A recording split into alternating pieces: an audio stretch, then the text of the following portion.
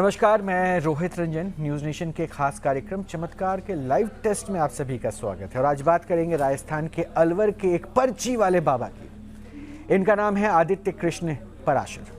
उम्र कम है, लेकिन इनका दावा है कि ये अपने धाम में आने वाले भक्तों की परेशानी पहले से जान लेते हैं और पर्ची में लिख भी लेते हैं।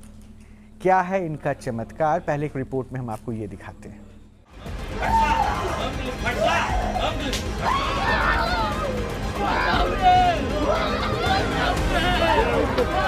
कटिंग का काम करते हैं। पर्ची लिखने और दिव्य दरबार में समस्या निवारण का दावा करने वाले कई बाबाओं को न्यूज नेशन ने अपने मंच पर एक्सपोज किया है।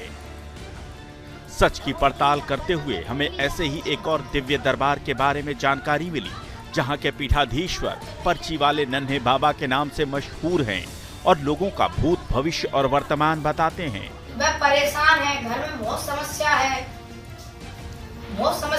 कलेश रहता है, दहेज का केस लगा है। ये एक ऐसा दरबार है जहां आते ही भूत प्रेत भी पनाह मांगने लगते हैं। जल्दी बोलो, जल्दी। ठीक है तो बाबा का खुआओ, पहले तो बचन दे पाँव को जकड़ लिए जाए इनके को। पाँव टूट रहा है क्या मेरा? पकड़ ले पाँव पकड़ ले इसका। पाँव टूट रहा है क्या बाबा? 2-3 महीना से। अरे बाबा कैसे ठाड़ा हूँगा मैं? हाँ, गर्दन तो मोच ली जाए।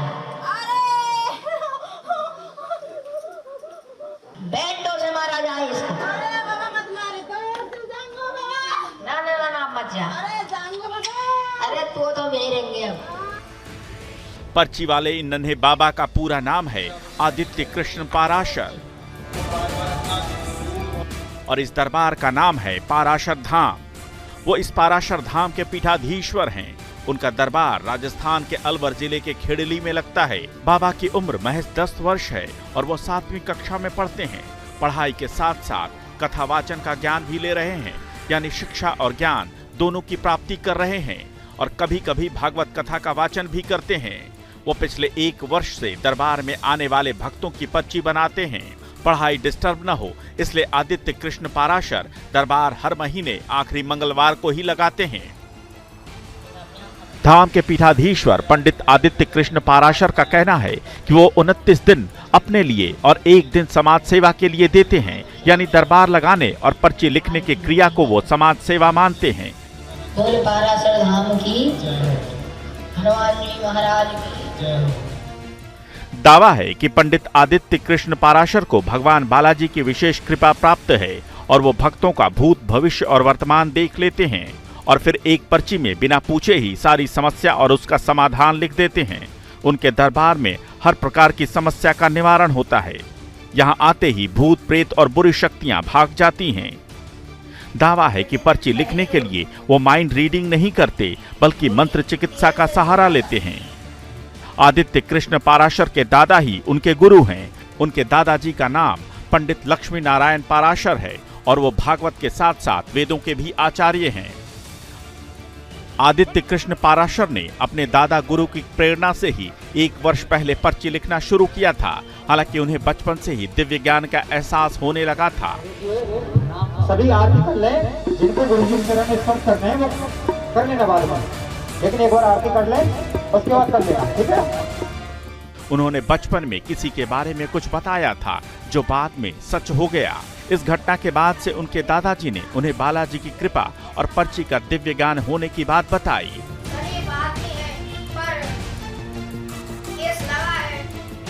दावों की पड़ताल के लिए आज हमने उन्हें न्यूज नेशन के मंच पर आमंत्रित किया है। एक विशेष गेस्ट पैनल के साथ आज होगी पंडित आदित्य कृष्ण पाराशर के दावों की सत्यता की पड़ताल। अब हमारे साथ स्वामी आदित्य कृष्ण पराशर जुड़ चुके हैं। 10 साल के नन्हे बालक हैं, लेकिन ये पर्ची बनाते हैं और भगवान की विशेष कृपा है और लोगों पे कृपा कैसे बरसे ये भी बताते हैं। है ना आदित्य जी, ऐसा ही करते हैं ना आप? तो पहले तो आपका बहुत बहुत स्वागत है। देखो, आप नन्हे बालक हो, इसलिए मैं नन्हा सा प्रश्न पूछूंगा, कैसे करते हो? धन्यवाद आपके लिए, धन्यवाद। देखिए, हम नहीं करते हैं, करने वाले तो बालाजी हैं, लेकिन हमको वो जो प्रेरणा देते हैं हम आप दुनिया को बता देते हैं बस। अच्छा, अभी तो 10 वर्ष ही हुए हैं, कब से पर्ची निकालने लगे आदित्य आप? ये सर हमको 1 साल हो गया है। इसमें पहले हमारे दादा गुरुजी बताया करते थे कि हम जब छोटे से थे तभी से ही जो है हमें ये प्रेरणा लगी है। हम भगवान की पूजा करने लगे थे और तभी से ही ये प्रेरणा चल रही है। अच्छा, दादा गुरु के बारे में थोड़ा बताइए ना, फिर मैं आपके बारे में पूछूंगा। बताइए ना अपने दादा गुरु के बारे में। देखिए, मेरे गुरुजी हैं, यानी कि जो मेरे दादा हैं वही मेरे गुरु है। मेरे दादा गुरुजी का नाम पंडित लक्ष्मीनारायण पाराशर है। अच्छा, तो वो भागवत आचार्य हैं। और बताइए उनके बारे में। भागवताचार्य हैं, और क्या करते हैं वो? भागवत आचार्य हैं, वेदाचार्य हैं, वेदों को वो जानते हैं। अच्छा। और भागवत के बारे में बहुत कुछ जानते हैं। हमने उनसे भी जो है भागवत सीखी है। हमें क्या है कि श्लोक तो समझ में आते नहीं है संस्कृत के ज़्यादातर, लेकिन हमने हिंदी में पूरी जो है कृष्ण कथा यानी कि जो है पूरी सीख रखी है।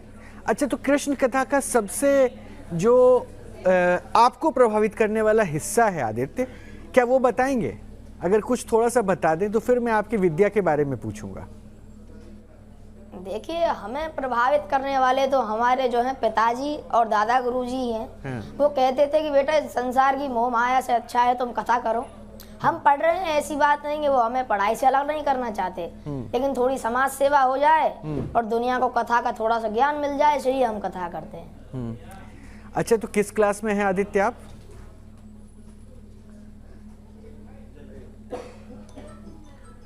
मैं इस समय 7वीं कक्षा में हूँ।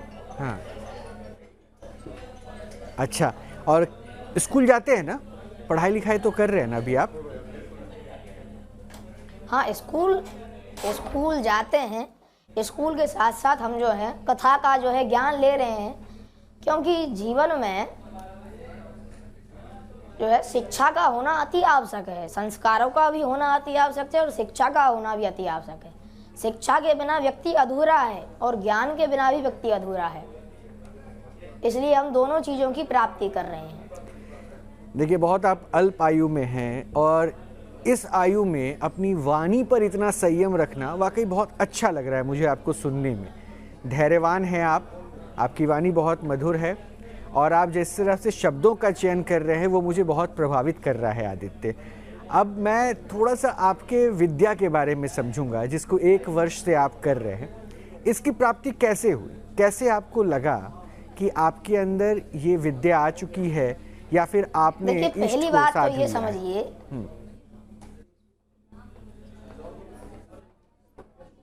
कि विद्या ये सिद्धि नहीं है, ये विद्या नहीं है। देखिए, सिद्धि विद्या भगवान की नहीं होती है, ये सिद्धि विद्या भूतों की होती हैं। और हनुमान चालीसा में एक लेन है कि भूत पिशाच निकट नहीं आवे, महावीर जब नाम सुनावे। जब हम महावीर का नाम लेते हैं, हनुमान जी का नाम लेते हैं, सिद्धि फिद्धि तो आते ही नहीं है, इसलिए हमने कोई सिद्धि या विद्धि नहीं कर रखी है। हम तो बस भगवान से प्रार्थना करते हैं, अगर वो सुन लेते हैं तो सब काम बन जाते हैं व्यक्तियों के। और ये हम ही नहीं कर सकते, ये आप भी कर सकते हैं। भगवान से प्रार्थना कीजिए। नहीं तो चलिए ना, आप मुझे तरीका बताइए। अब एक काम करते हैं ना, अब आप मेरे गुरु बन के आप मुझे तरीका बताइए कि मैं कैसे प्रार्थना करूं जो मेरे पास भी ये ज्ञान आ जाए कि मैं पर्ची बना दूं। ये तो बता सकते हैं आप मुझे। अच्छा, देखिए, एक बात समझिए, पर्ची का अर्थ क्या है। देखिए, हम किसी से नहीं कहते कि आप हमारे पास आओ, पहली बात तो ये है ना, क्योंकि जिसको डॉक्टर की बीमारी है उसे डॉक्टर के पास जाना चाहिए। अगर वो विज्ञान से हटके जो अगर कोई प्रश्न है, विज्ञान से हटके कोई प्रश्न है, डॉक्टरी से हटके कोई प्रश्न है, तो वो हमारे पास आता है। भगवान से हम प्रेरणा करते हैं कि भगवान इसकी समस्या है, और जो दिल में आता है वो लिख देते हैं। अब ऐसा हो सकता है कि भगवान लिखा रहे हैं, लेकिन हम भगवान से प्रार्थना करते हैं। अच्छा, हमारे यहाँ जो डॉक्टर मरीज का जो काम करते हैं, कि जैसे खांसी को ठीक करना। वो सबसे पहले जब अपनी जैसे ये गद्दी है तो वो भी अपने एक उस पर बैठते हैं, तो भगवान का नाम लेकर ही बैठते हैं। इसलिए आपने सुना होगा कि डॉक्टर भगवान का रूप होते हैं। आदित्य, मैं पहले भी कह चुका हूँ, फिर कह रहा हूँ, मैं आपकी बातों से बहुत प्रभावित हो रहा हूँ। अच्छा लग रहा है मुझे आपसे बात करना, लेकिन मेरे बातों को आप शायद थोड़ा नज़रअंदाज कर रहे हैं।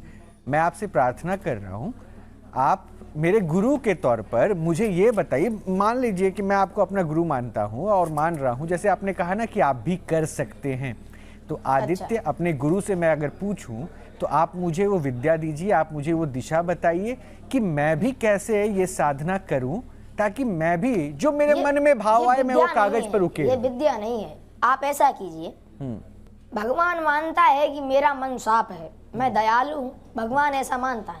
अगर भगवान की आप अगर पूजा करें, प्रार्थना करें, सच्चे मन से अगर उनसे प्रार्थना करेंगे तो भगवान आपको दे देंगे, या आप लिखने लग जाओगे। अच्छा चलिए ठीक है, मैं हो सकता है कि मेरी प्रार्थना में कुछ कमी रह गई हो। मैं सच्चे मन से, दयालु इंसान से, एक नन्हे बालक से, एक अबोध बच्चे से मैं बात कर रहा हूँ, बहुत छोटी उम्र में, जिसने ईश्वर के करीब अपने आप को पहुंचा लिया। ये ठीक है, ये सारी बातें ठीक है, इसमें कोई दिक्कत तो नहीं, इसमें मैंने कोई साधना, कोई विद्या की बात नहीं कही।